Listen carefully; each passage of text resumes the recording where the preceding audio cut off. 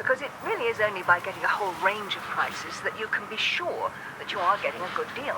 And these days, thanks to the internet, there's really no shortage of companies and websites. At the beginning of series 2, we find Tommy in prison. Sally had the choice: either he hadn't survived in the prison system, and he'd suffered and lost his sort of power and his control, or he took control and, in the typical Tommy way, he made the world of the prison his own, and that's kind of what's happened. So he has had a haircut, as you can probably tell, and he's kind of got fit, and he's still very, very, very angry at Catherine, and spends a lot of his time imagining what he would do to her if he was out, and thinking about Ryan a lot, and his relationship with his son. Ryan, you've got to stop calling him your dad.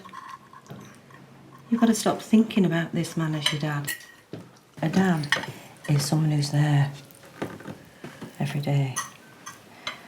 Someone who cares about you, who loves you, who helps you, who shows you how to tie your laces and pump up your tyres. Someone who can take you places, someone who knows who you are. Stepping back into Tommy's shoes was quite daunting. Aside from the actual character itself, just stepping back into the series was daunting because of how successful the first one was and how much sort of expectation is on this series. And stepping back into Tommy's head again, it was a real challenge. I was really pleased when Sally gave me the call and said, would you like to be in series 2? Because although it is a very dark and distressing headspace to be in, it's also incredibly fascinating and enlightening for someone who isn't a psychopath.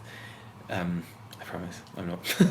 Who lives a relatively normal existence. To spend a little bit of time in someone's head like Tommy is, it just shows you how lucky you are and how much of a relief it is to see the world as inherently benign, whereas Tommy just sees everything as hostile. When I read the script for series 2, I realised that the other challenge that I faced was that in the first series there was a lot of kind of walking and brooding and looking mean, and in this series there's nowhere to hide.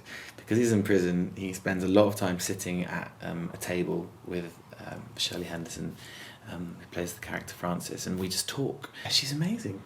Absolutely amazing. I think Sally wrote the part with Shirley in mind. She's just perfect. She's an extraordinary actress. She's also about half my size. She's like she's very petite, very sort of bird-like, and I mean, she looks very delicate. I don't think she is.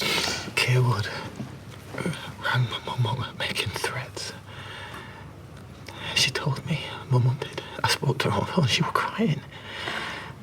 She'd seen Ryan outside shop down Hebden and she spoke to him. She said, I'm your granny.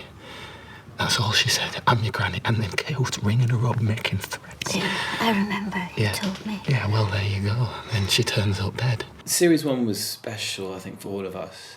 I think what was very exciting was that we were the underdog and no one knew who we were, and it's always really exciting when something like that suddenly blossoms and everyone goes, wow, that wasn't expected.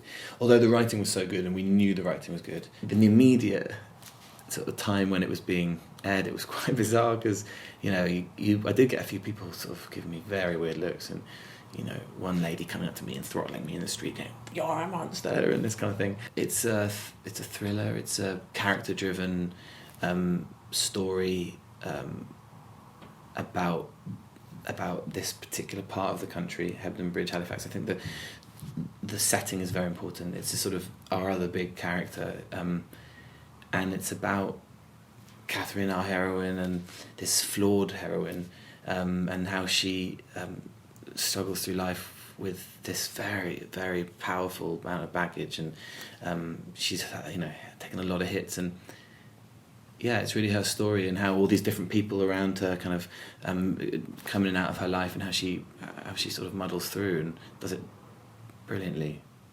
That's not a very good description of it, is it? It's really good. I think Sally Wainwright is a genius. Watch it.